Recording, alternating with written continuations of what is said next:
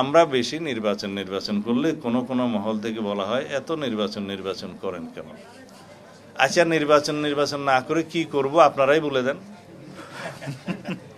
সেটা আর বলে না।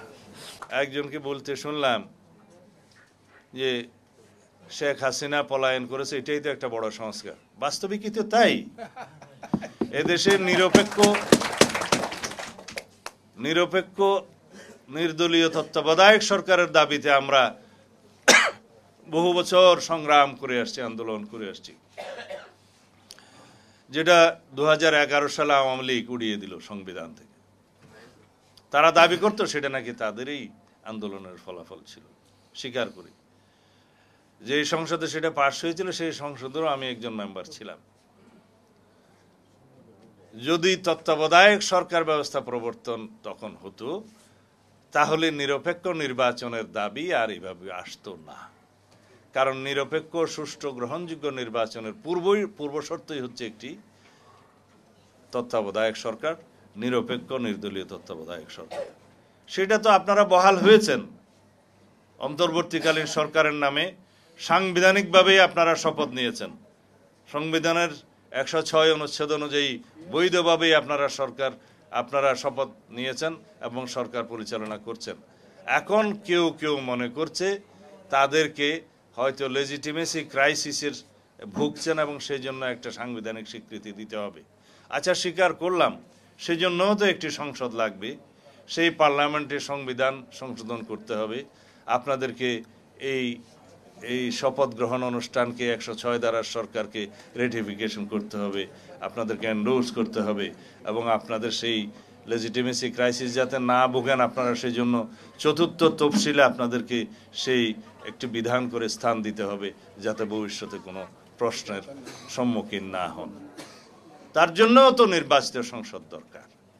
আপনারা সংসদ নির্বাচন দিতে দেরি করলে, গত একটি অনুষ্ঠানে বলেছিলাম, জনগণের সামনে তার যৌক্তিকতা তুলে ধরবেন। আপনারা কি যৌক্তিকতা তুলে ধরেছেন? আপনারা কি আমাদের বক্তব্য কানে তোলেন? এখনো সময় আছে।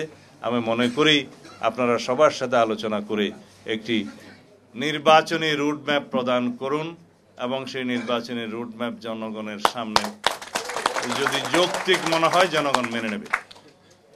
আমরা বলেছি জুলাই আগস্টের মধ্যে নির্বাচন সম্ভব, তারও আগে ইনফ্যাক্ট নির্বাচন সম্ভব, কিন্তু আমরা কিছু সংস্কার করে, আইনি সংস্কার করে এবং প্রাতিষ্ঠানিক সংস্কার করে, নির্বাচনমুখী যে সমস্ত সংস্কার প্রয়োজন সেগুলো করে আমরা নির্বাচনে যেতে চাই। কেউ বলছেন সংস্কার প্রথমে তারপরে নির্বাচন, কেউ বলছেন নির্বাচন প্রথমে সংস্কার পরে। বিষয়টি ভুল বোঝাবুঝির কোনো সুযোগ নেই।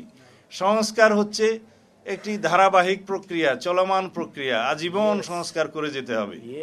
যতদিন দেশ থাকবে ততদিন সংস্কারের মধ্য দিয়ে আমাদেরকে যেতে হবে। সুতরাং নির্বাচন এবং সংস্কার দুইটাকে গুলিয়ে ফেলা ঠিক হবে না। নির্বাচন হবে, সংস্কার আগেও হবে, পরেও হবে, তারপরেও হবে, আজীবন হবে সংস্কার।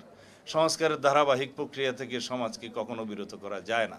সমাজের চাহিদা অনুযায়ী অবিরত আইনের সংস্কার করতে হয় এবং সমাজের চাহিদা মেটাতে হয়। সুতরাং সংস্কার শেষ করে নির্বাচন দেব, এই বক্তব্য সঠিক নয়। আপনারা নির্বাচনের জন্য যে সমস্ত সংস্কার, এখন আইনি সংস্কার প্রয়োজন, আর পিওতে সংশোধনী প্রয়োজন আছে, নির্বাচনে অন্যান্য আইনের সংশোধনী প্রয়োজন আছে এবং তার সাথে সংশ্লিষ্ট প্রশাসন, বিচার বিভাগ, পুলিশ বিভাগ সহ কিছু সংশোধনী দরকার আছে। সেগুলো করে একটি নিরপেক্ষ ভূমিকা রেখে আপনারা নির্বাচনের আয়োজন করেন। আমরা বেশি নির্বাচন করলে কোনো মহল থেকে বলা হয় এত নির্বাচন করেন কেন? আচ্ছা, নির্বাচন না করে কি করব আপনারাই বলে দেন। সেটা আর বলে না।